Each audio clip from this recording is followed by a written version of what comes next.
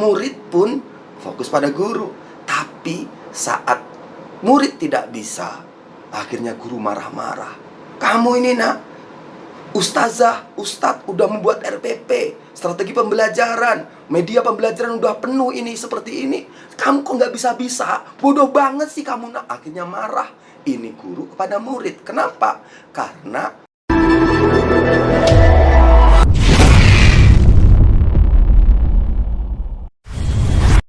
Bismillahirrahmanirrahim. Assalamualaikum warahmatullahi wabarakatuh. Waalaikumsalam.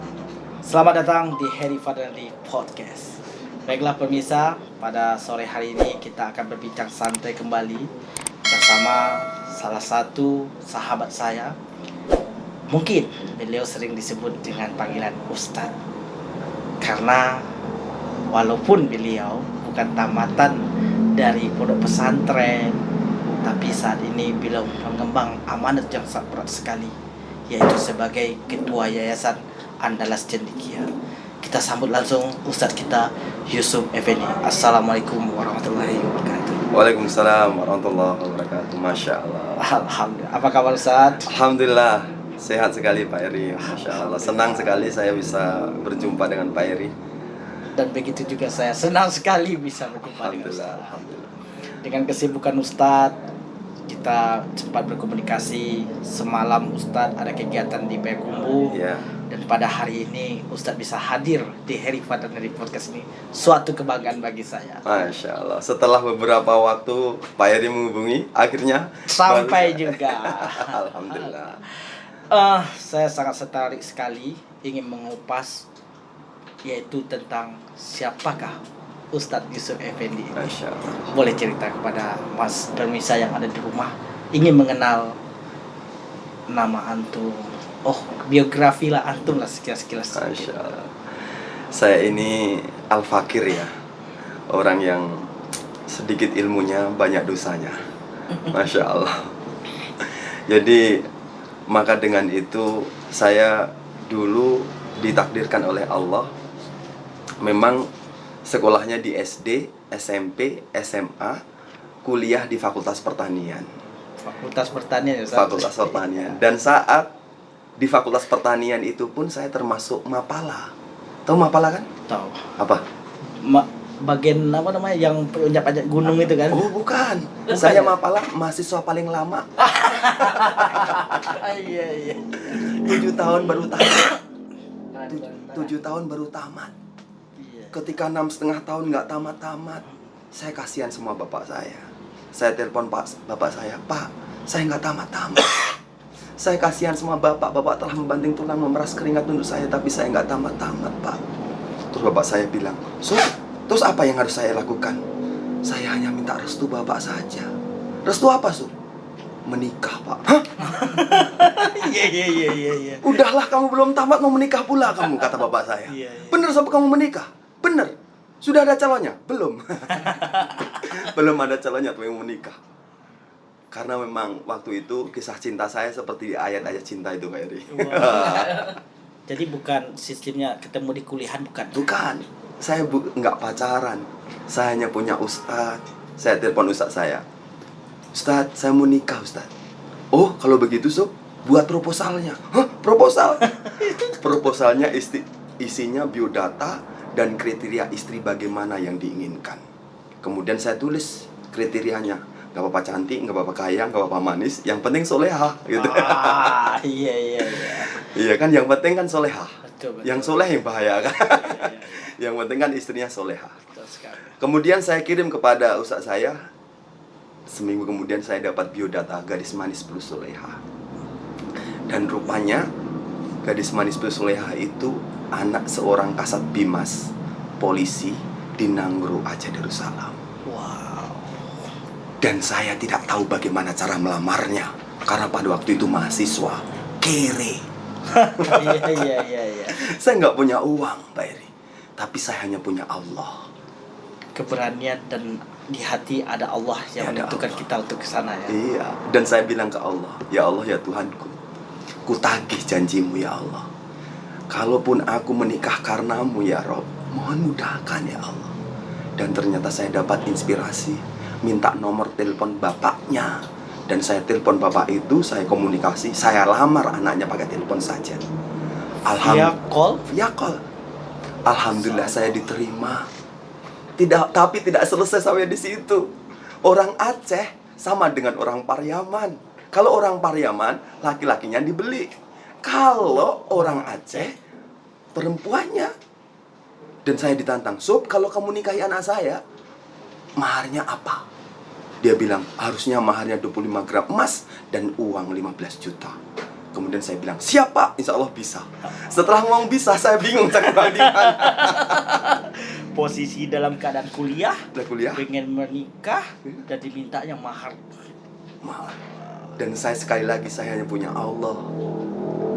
Kembali saya bilang ke Allah, ya Rob, janjimu ya Allah, kalaupun aku menikah karenamu, di saat aku fakir ya Rob, Engkau akan kayakan ya Allah. Bantu aku ya Allah. Di akhir-akhir semester, kemudian seminggu setelah berdoa, saya ditelepon oleh direktur pabrik kertas di Pekanbaru, namanya PT RAPP, Pak Eri. Disuruh ngisi training service excellent.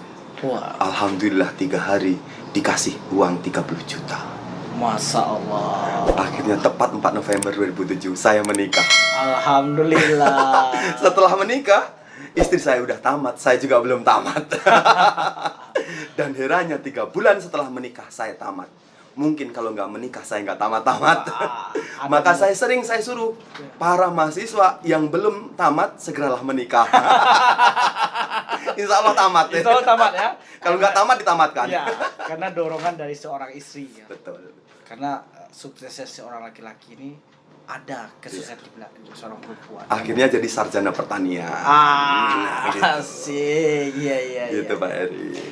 Karena kita mengandung pernikahan, setelah menikah akhirnya ada dorongan. Betul. Sehingga kita bisa menamatkan kuliah. Betul. Dan sekarang alhamdulillah orang tua masih ada. Masih ada, alhamdulillah semuanya. Alhamdulillah. Mertua masih ada juga penuh semua. Itu kesalutan saya sama Mas Yusuf. Ridallah fi ridal walidain. Masya Allah. Ridho Allah ada pada ridho orang tua. Iya, benar. Antum telah minta restu kepada orang tua, sehingga antum bisa dikabulkan, miliki istri yang soleh. Amin ya Rabb. Dan tamat dari kuliah. Amin ya Allah. Asik. Masya Allah. Iya. Iya gitu Pak Eri. Saat ini kegiatan antum Ustaz? Jadi sarjana pertanian itu tadi ya, terakhirnya. Dan saat masih mahasiswa itu memang saya aktif di organisasi, aktif di trainer, jadi ngisi training kemana-mana, quantum teaching, quantum learning dan sebagainya. Kemudian saya kan lahir dari Masraya, dan kemudian udahlah menjadi KTP Darmasraya, udah orang Darmasraya begitu ya.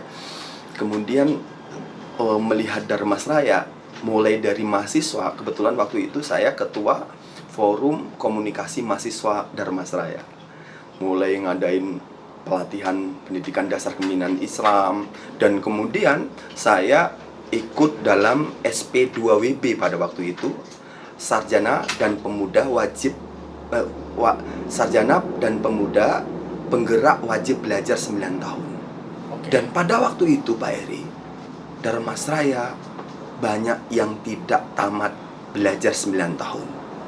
Permasalahannya 70% masalahnya dimotivasi. Artinya proses pendidikan pada waktu itu bermasalah sekali. Akhirnya itulah yang menginspirasi saya untuk membangun sekolah hari ini.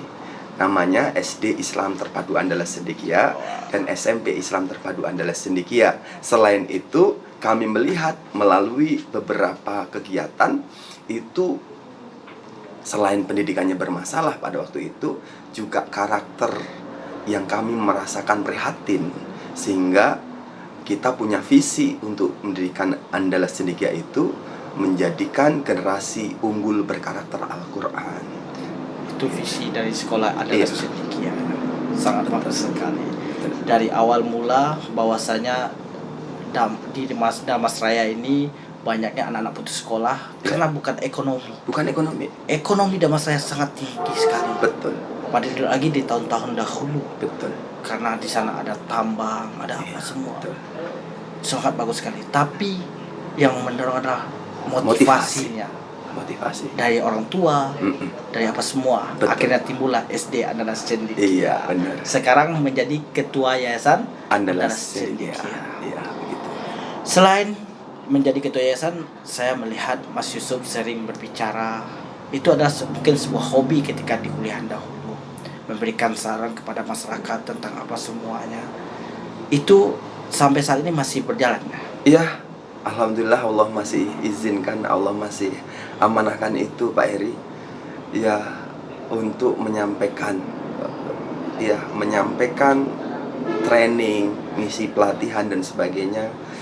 Kayak hari Jumat besok outbound training Dinas Peternakan Sumatera Barat. Kemudian tanggal 7 di Sijunjung, tanggal 11 di Sijunjung. Itu salah satu bentuk yang memang Allah takdirkan itu. Dan saya passion Pak Eri.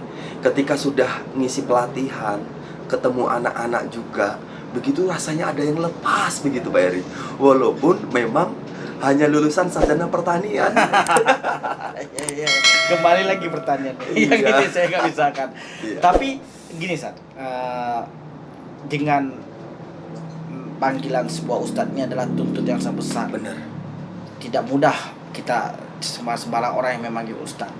Tandanya antum telah berbuat dengan semaksimal mungkin dalam melakukan sesuatu. Itu adalah hal-hal yang baik, bagus semuanya. Dan itu ada satu yang ana lihat dari antum.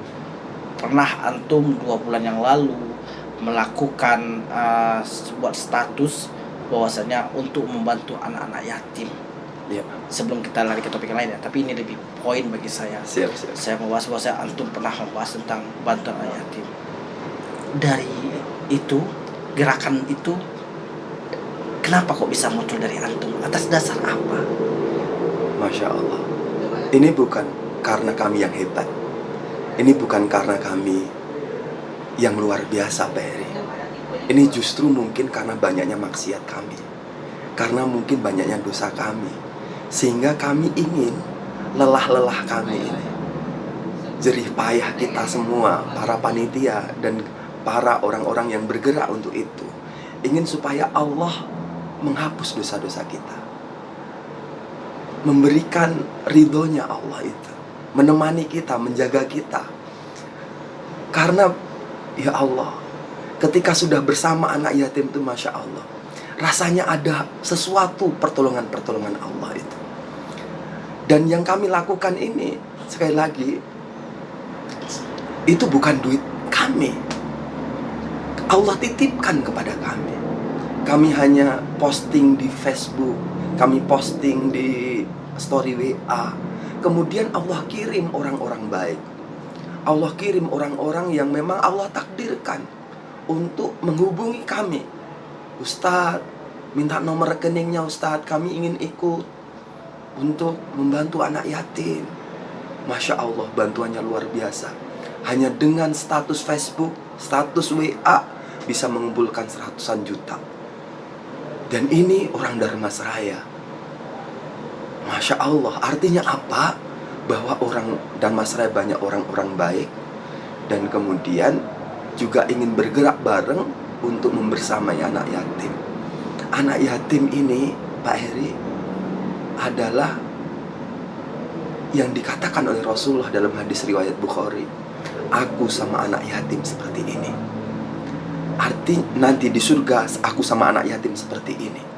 Artinya apa? Bahwa kelak di surga Rasulullah bersama anak yatim itu dekat.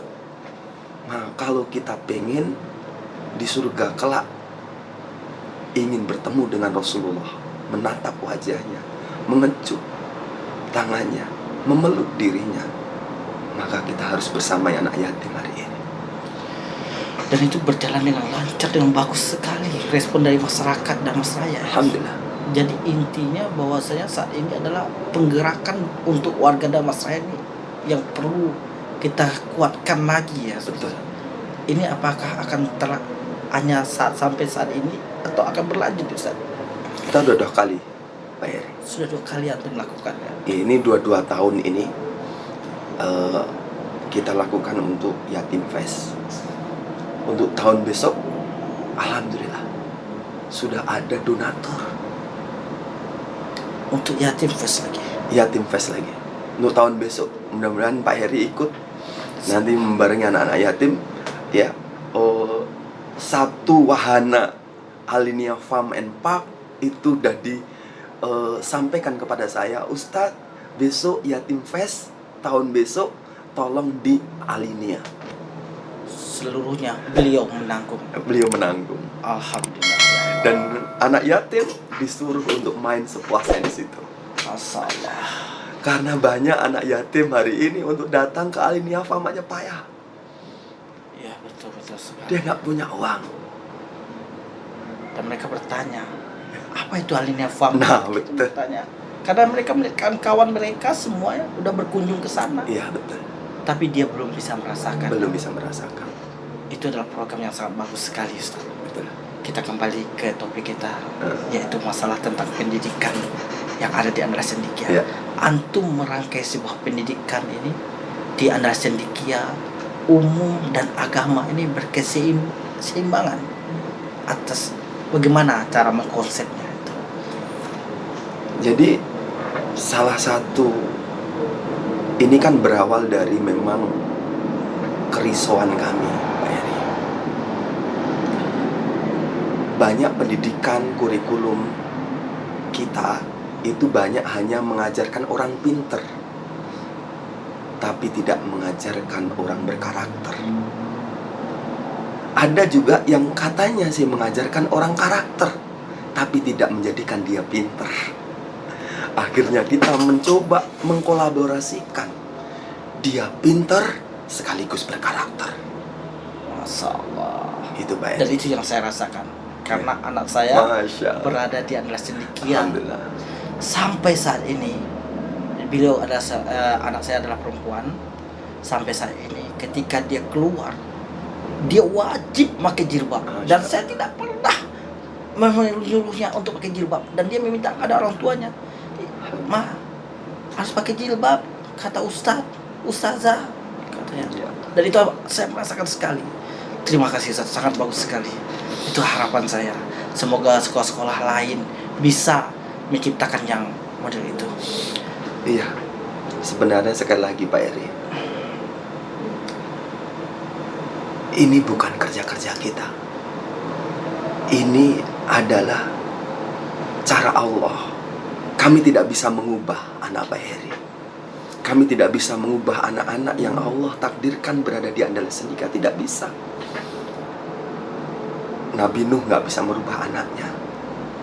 Nabi Ibrahim gak bisa merubah ayahnya.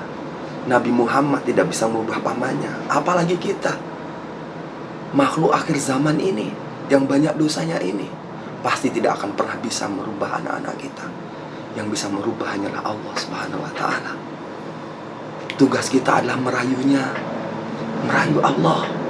Dan kami meyakini kalau bangunan ini yang hanya beratnya berapa ini pakai tiang, tapi Allah membuat langit yang beratnya luar biasa tapi nggak pakai tiang. Berarti apa? Allah membuat langit tanpa tiang aja bisa, apalagi merubah anak Pak Heri, merubah anak-anak semua yang Allah titipkan di Andra Cendekia. Pasti bisa. Tugas kita bagaimana Allah itu sayang sama kita, ridho sama kita, sehingga Allah akan merubah anak-anak kita. Betul sekali Ustaz. Ustaz, dari segi pendidikan, dan saya juga melihat bahwasanya Andra Cendekia saat ini lumayan atau termasuk yang paling bagus menurut saya untuk di Damastraya, bahwasanya dia bisa mengkolaborasikan antara yang umum dengan agama. Dan juga banyak kok anak-anak Andra Cendekia yang berkompetensi di bidang matematika. Saat ini ada ya? Iya. Di Universitas Brawijaya besok. Tuh. Tanda bukan kita mendidik dalam bidang agama saja, tapi pendidikan umum juga sangat bagus sekali. Itu dalam perekrutan gurunya bagaimana Ustaz? Apa yang antum lakukan? Ini kita motivasi untuk kawan-kawan yang ada di rumah yang ingin membuka sebuah yayasan agar bisa mencontoh hal yang ini yang terbaik gitu. Betul Pak Heri. Kami dalam merekrut SDM itu tidak melulu tentang, pertama itu tentang kompetensi, tapi kami melihat daripada SDM-nya itu mulai dari sesuai prinsip pendidikan Islam yang adalah Cendekia anut. Mulai dari akidahnya, mulai dari karakternya, ya, kemudian perilakunya, ya, perilaku udah karakter ya, dan sebagainya, yang kemudian dia ngikutin syariat Islam secara kafah. Itu dulu yang kami lihat. Baru setelah itu clear, kami fokus kepada kompetensi. Makanya ada di Andalas Cendekia itu sarjana teknik, Sarjana teknik. sarjana pertanian, Iya. sarjana sains, iya kan, sarjana biologi, itu ada. Tapi lewat itu Pak Heri, ternyata guru ini malah punya jiwa yang luar biasa. Karena guru itu bukan hanya transfer knowledge, tapi transfer energi, transfer karakter. Kalau anak itu sudah nyaman dengan kita Pak Heri, maka apa yang kita ajarkan maka gampang masuk kepada mereka. Tapi kalau dia hanya transfer knowledge, yang penting ngajar, guru tuh yang penting hanya ngajar tanpa membuat nyaman siswanya, maka yang akan terjadi, ya mungkin dia kelihatan patuh pada waktu itu, tapi setelahnya dia nggak patuh lagi. Tapi dia nggak masuk dalam dirinya Pak Eri. Dan kemudian kita pengen SDM itu bukan hanya sekali lagi ngajarin tentang akademik, tapi tidak dibawa kepada hal-hal yang memang dia harusnya takut dengan Allah. Harusnya dia tumbuh kecintaan kepada Allah, hilang kesombongan, hilang keangkuhan. Karena kami itu Pak Eri kami sering ajarkan kepada SDM, itu namanya triangle effect, segitiga yang memberikan dampak dalam mengajar. Ada guru, ada siswa. Selama ini kebanyakan guru fokusnya pada siswa, siswa fokusnya pada guru. Akhirnya guru ini hanya fokus membuat RPP, membuat media pembelajaran, membuat strategi pembelajaran, yang kemudian diajarkan kepada murid. Murid pun fokus pada guru. Tapi saat murid tidak bisa, akhirnya guru marah-marah. Kamu ini nak, ustazah, ustadz udah membuat RPP, strategi pembelajaran, media pembelajaran udah penuh ini seperti ini, kamu kok nggak bisa-bisa, bodoh banget sih kamu nak. Akhirnya marah ini guru kepada murid. Kenapa? Karena guru fokusnya kepada murid. Padahal ada yang lebih tinggi, ada yang lebih tinggi. Harusnya dia nggak hanya fokus kepada murid, tapi fokusnya dulu kepada Allah. Bagaimana caranya? Ini guru fokus ke Allah, minta izin ke Allah. Yang punya hati si murid adalah Allah, yang menghujamkan ilmu adalah Allah, yang berikan hidayah adalah Allah.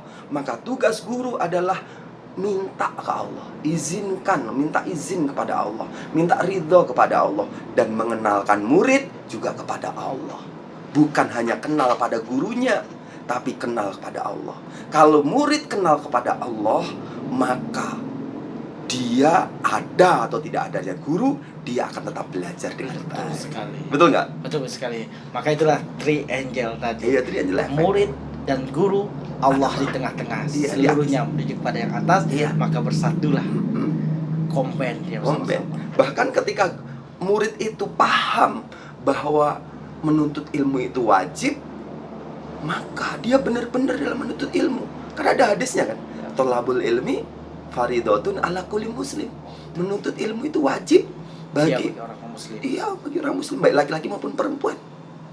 Nah, kayak gitu. Utlubul ilma walau ila bisin. Nah, Tuntutlah ilmu walaupun ke negeri kita. Iya. Sehingga dia termotivasi untuk menuntut ilmu. Betul. Selalu memberikan motivasi, Iya. motivasi. Maka mereka akan berkolaborasi berdua Iya. antara guru dan siswa. Bener. Betul sekali.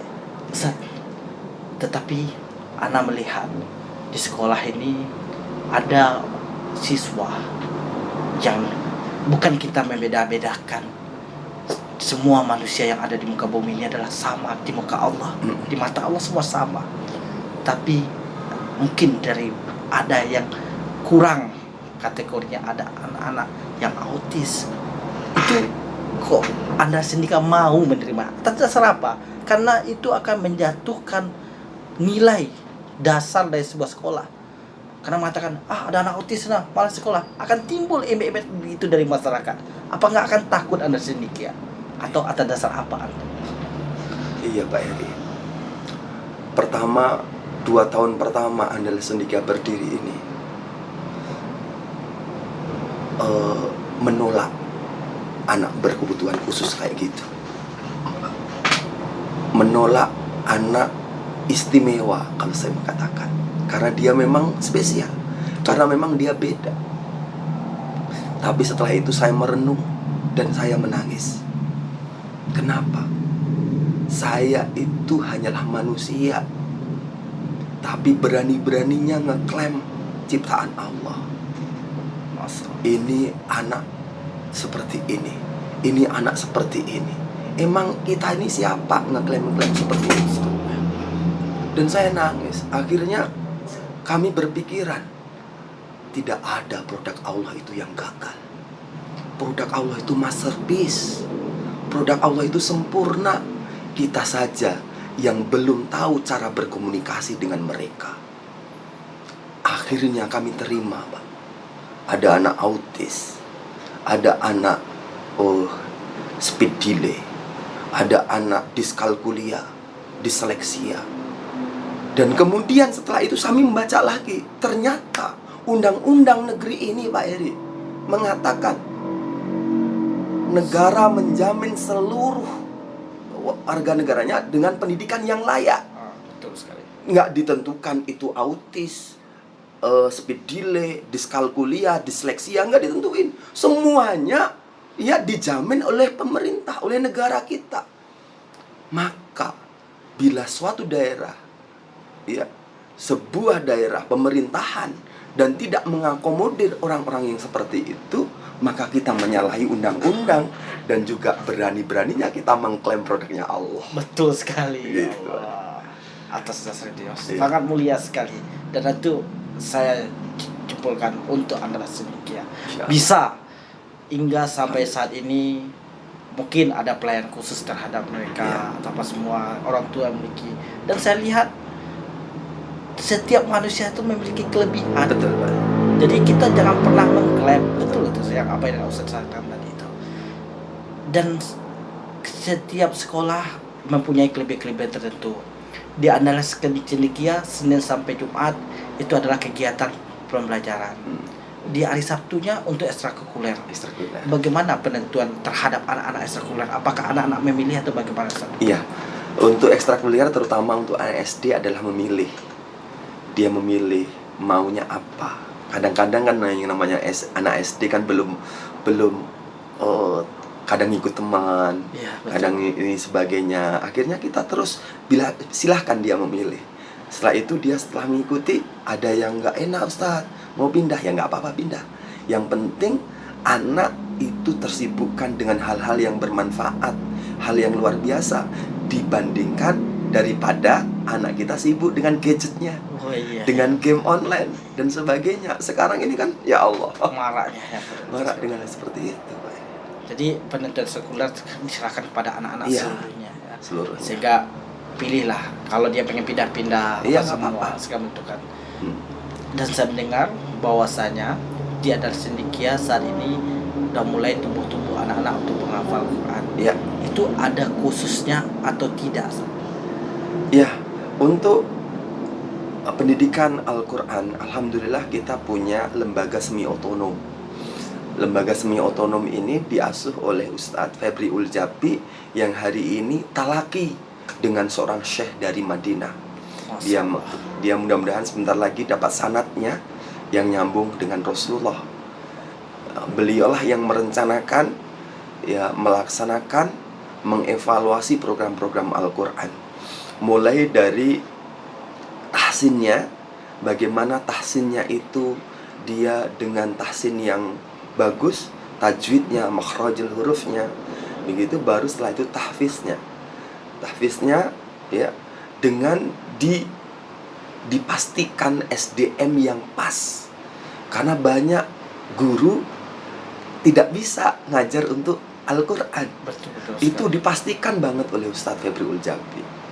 Dipastikan gurunya ya dites, kemudian bila hafalannya bagaimana dikasih reward, ya terus dilakukan tes. Begitu juga untuk anak, ada jenjang-jenjangnya. Di kelas 1 begini tahsin dulu, kelas 2 harus menghafal, kelas 3 menghafal dengan tetap bagaimana tahsinnya dan sebagainya. Itu dievaluasi terus menerus dan sehingga terlihat progresnya harusnya bagaimana gitu Pak Eri. Bagus sekali. Jadi dari kelas 1 itu udah mulai dilaksanakan untuk tahap-tahap untuk sampai sehingga menjadi penghafal Al-Quran. Karena saat ini semua orang ingin menghafal Al-Quran. Dan itu adalah salah satu yang bagus sekali. Universitas, sekolah-sekolah sudah mengumumkan siapa yang hafal Quran, insya Allah masuk kedokteran gratis. Ditanggung biaya seluruhnya. Masya Allah. Tapi kalau saya mengingatkan, mohon maaf, mengingatkan dengan niat, hati-hati dengan niat itu. Betul sekali. Jangan sampai menghafal Al-Quran niatnya mendapatkan beasiswa. Karena disitulah sebenarnya ujian-ujiannya. Ayo diniatkan menghafal Al-Quran karena Allah. Al-Quran adalah ayat-ayat Allah. Al-Quran adalah alat cintanya. Dengan begitu Al-Quran akan berada di hatinya, akan menjadi karakter Al-Quran. Karena banyak orang hafal si Al-Quran, tapi juga karakternya bermasalah. Karena apa? Belum menyatu. Niatnya yang mungkin salah. Kita perbaiki niat-niat itu. Tentang bonus-bonus dunia itu hanyalah bonus. Itu sudah bonus. Insya Allah. Yang penting bagaimana Allah ngasih bonusnya nanti. Oke, baiklah pemirsa di rumah, kita akan mengenang lagi kembali ke belakang, yaitu tentang sosok Yusuf Effendi ini. Ketika antum sekarang sudah melaksanakan salah satu adalah sebagai ketua yayasan, kembali kita putar ke belakang kehidupan antum dahulu. Ketika awal antum menikah dengan seorang istri, apa tanggapan seorang istri ketika antum posisinya dahulu yang masa belum tamat kuliah atau apa itu, apa tanggapan seorang istri ketika itu? Hebatnya istri saya. Masya Allah. Beliau luar biasa. Saya dulu kurus Pak Eri. Kurus. Ya, mahasiswa, tahu bagaimana kos-kosan mahasiswa, nggak punya uang sebagainya, memberanikan diri untuk melamar dirinya. Setelah menikah saya tanya, kenapa kamu mau sama saya? Padahal saya kurus, hitam gitu. Dan sebagainya gitu kan. Dia bilang, Mas, dan saya bilangin, saya ini nggak punya gaji tetap sebenarnya. Kenapa milih saya? Mas, mungkin benar Mas nggak punya gaji tetap, tapi saya melihat potensi rezeki Mas Yusuf banyak. Karena berbeda, kata beliau, gaji dengan rezeki. Banyak orang yang gajinya besar tapi potensi rezekinya kecil. Oh kok gitu ya? Iya. Dia penghasilannya banyak, tetapi saat mau makan daging, ingat diabetesnya. Mohon maaf, kolesterolnya. Iya. Ketika mau minum teh telur, ingat diabetesnya. Potensi rezekinya sedikit. Jadi nggak apa-apa gajinya sedikit, tapi potensi rezekinya besar. Dan Mas Yusuf adalah potensi rezekinya besar. Wah, iya betul sekali. Itu baru sih yang terpikir oleh saya, bahwa saya antara gaji dengan rezeki ini agak perbedaan. Betul. Signifikannya jauh sekali nampaknya, beda sekali. Banyak orang yang punya uang berlimpah, mobil 10, rumah bertingkat atau semua. Tetapi ketika dia makan daging sedikit, kita kata berpikir ya Allah jangan.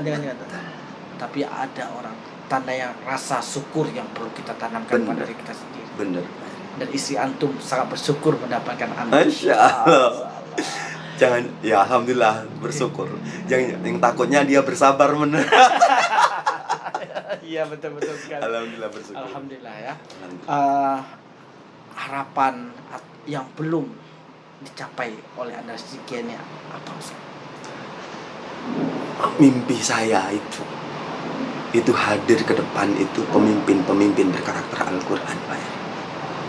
Andalas Cendekia itu nama Andalas Cendekia itu lahir di Kelokan Sitinjolawi. Lahir di Kelokan Sitinjolawi. Maksudnya saya belum paham. Iya. Nah, Waktu itu saya membawa mobil sama istri belanja tentang perlengkapan sekolah oke. dari Padang mau ke Damasraya.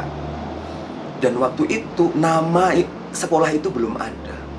Akhirnya saya tanya kepada istri, nama sekolah kita apa ya? Kemudian istri saya nanya, emangnya mimpi Mas tuh apa sih tentang sekolah? Kemudian saya bilangin, mimpi saya adalah kembali menghadirkan Buya Hamka baru di Sumatera Barat ini. Masya Allah. Kembali menghadirkan Muhammad Nasir di Sumatera Barat ini. Masya Allah. Berarti cendekiawan muslim itu, Mas. Oh iya, cendekia. Oh, Andalas cendekia. Cendekiawan muslim dari Pulau Andalas. Ya Allah, Masya Allah. Dan itu mimpi kami. Ya Allah, Masya Allah. Kalau udah mau berbicara tentang sebuah sekolah, saya sangat terpukul sekali. Karena saya pernah menuntut ilmu di Pondok Modern Darussalam Kota. Masya Allah, Masya Allah. Kiai Haji Imam Sukri Zarkasi, Masya Allah. beliau dulu pernah menimba ilmu di tarbiyah di Tawalib Putra Jaya Putri Kediri Padang. Dia belajar untuk apa?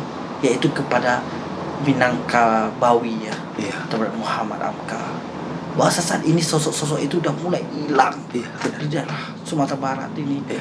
Maka pernah terucap ketika di Jakarta sudah sulit mencari ustadz orang-orang Sumatera Barat. Iya itu. Semoga dengan adanya adalah sedikit Ya, amin ya bisa Allah. ditimbulkan kembali yang Amin masalah ya ya Allah. Allah. Amin ya Allah. Ya Allah. Amin ya Allah. Ini tidak bisa saya bayangkan dalam hati saya niat tulus yang antum ini. Amin ya Allah. Semoga Allah mengijabah Amin. apa yang antum cita-citakan Ustaz. Amin ya Allah. Amin ya Allah. Amin ya Allah. Baiklah, seperti saya yang di rumah, kita dengar sedikit perbincangan ini sangat terharu sekali bagi saya. Saya sebagai host baru sekali ini mendapatkan sebuah niat tulus dari seorang pendiri atau bukan yang menggagas sebuah pendidikan yang ada di Damasraya ini dengan tulus hati yang besar sekali. Kita minta kepada beliau statement sebelum kita akhiri. Saya silakan Ustaz, untuk pemirsa yang ada di rumah.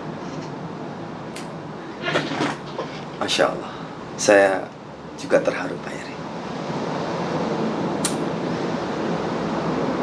Saya teringat kata-kata Umar bin Khattab. Kalau ada 10.000 orang yang berbuat kebaikan, maka saya satu di antaranya. Kalau ada 5.000 orang yang berbuat kebaikan, maka saya satu di antaranya. Kalau ada 10 orang yang berbuat kebaikan, maka saya satu di antaranya. Dan kalaupun ada 1 orang yang berbuat kebaikan, saya pastikan itu adalah saya. Begitu kata Umar bin Khattab. Dan itu menginspirasi saya. Siapapun diri kita, apapun profesi kita, kita pasti bisa berperan untuk kebaikan-kebaikan ini. Sekali lagi, rezeki itu bukan ada korelasinya tentang pekerjaan. Enggak pun bekerja, kita akan dikasih rezeki. Berarti apa? Sekali lagi, rezeki bukan ada kaitannya dengan pekerjaan kita, tapi kaitannya terhadap ketakwaan kita. Ketakwaan kita itu dengan kebaikan-kebaikan kita yang kita lakukan hari ini, maka rezeki itu akan mengalir terus-menerus. Insya Allah, Allah akan berikan rezekinya kepada kita semua. Demikian mungkin Pak Edi. Baiklah pemirsa, ini sebenarnya ingin bercerita lebih panjang dengan sosok Ustadz Yusuf Effendi ini, tetapi hari ini kita hanya membahas yaitu sejarah tentang Andalas Cendekia, program-program yang ada di Andalas Cendekia. Saya akhiri wa akhiru kalam. Assalamualaikum warahmatullahi wabarakatuh. Waalaikumsalam warahmatullahi wabarakatuh. Alhamdulillah.